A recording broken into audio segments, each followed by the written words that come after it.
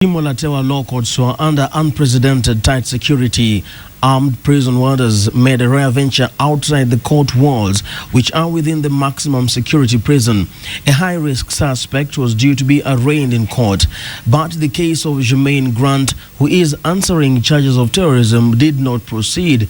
It is understood police are slapping more charges on him in the wake of the siege at Westgate in Nairobi, which has now claimed at least 62 lives.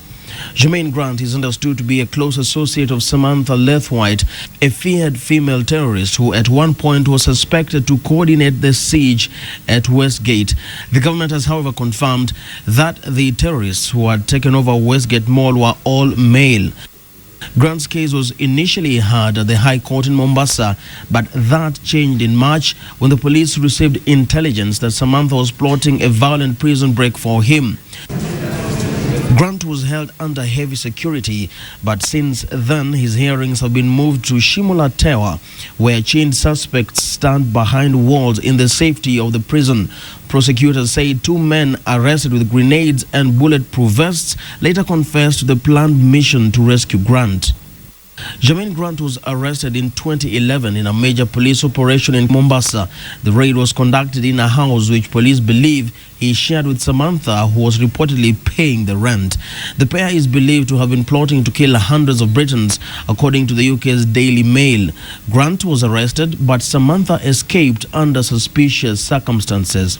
It is also unclear how Samantha fully evaded the dragnet and escaped with her 3 children. Grant was arraigned in court together with 3 other Kenyan suspects. They are charged with the possession of explosive material and conspiracy to attack. The 3 Kenyans are Fuad Abubakar, Frank Ngala, and 19-year-old Wada Break Islam, who is Grant's wife. Beyond the arrest, though, questions, however, emerge. Fuad Abubakar, who was arrested with Grant, requested and was granted bail of 22 million shillings. He would later jump that bail and go underground. Sources suggest Fuad is now directing Al-Shabaab operations inside Somalia. KTN's sister publication The Standard reports that Fuad may have successfully transported newly converted jihadists from Kismayo in Somalia to Kenya in July. The mysterious escape of Samantha and the disappearance of Fuad raises questions on police treatment of intelligence on terrorism and also terror suspects. It also casts a shadow on Mombasa as a possible terrorist cell. People, they are mistreating us and we are innocent, believe me. Before Grant, the police had arrested Michael Adebolajo, another Briton with extremist tendencies, was intercepted on his way to Somalia in 2010, allegedly to train with Al-Shabaab. He was reportedly released at the behest of the UK government, and early this year, Adebolajo beheaded a UK soldier on a London street. And this British soldier is an eye for an eye and a tooth for a tooth. By Allah, we swear by the Almighty Allah, we will never stop fighting you until you leave us alone. Adebolajo was arrested on Pate Island in Lamu, the same area where one of the world's most feared terrorists, Fazul Abdallah, lived. Fazul, a top Al-Qaeda operative, was also once in police custody in Mombasa back in 2004. Fazul also reportedly escaped, evading police officers armed with AK-47 rifles and 9mm pistols, according to the Associated Press. He would later die in a hail of bullets in Somalia. While Jermaine Grant is in police custody, questions remain on whether the police will nail him. Only 10 days ago, the High Court acquitted him of robbery with violence charges. The prosecution had linked him to a raid on a police station near the Somali border, where a policeman was injured and 4 guns and a police car was stolen. But Magistrate Kiari Wakiari ruled that the prosecution had failed to establish the case against him beyond reasonable doubt. The current charges are linked to the raid on his home with Samantha.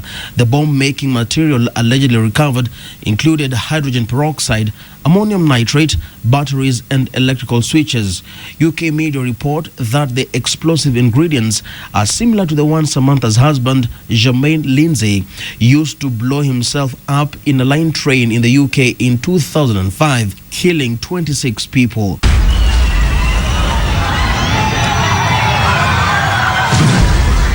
Further evidence of Grant's link with Samantha is another piece of evidence recovered from their hideout, a birth certificate bearing the name Samantha Lewthwaite. In September last year, Samantha reportedly posted a poem on Twitter where she strongly hinted about blowing herself up in a suicide attack. According to the UK's Sunday Mirror, Samantha even praised Kenyan radical Islamist Sheikh Abu Drogo, a suspected terrorist who was killed by unknown gunmen only a week earlier in Mombasa. The chilling poem says in part, quote, "I have been so sad and I am wondering why these black clouds over Kenya keep swirling over me. I look around at how beautiful jihad is. It's alive in Kenya. Think I'll get ready and buy a vest and meet my Sheikh Abu Drogo. I ask Allah to grant me my wish soon to join my Sheikh Abu Drogo soon."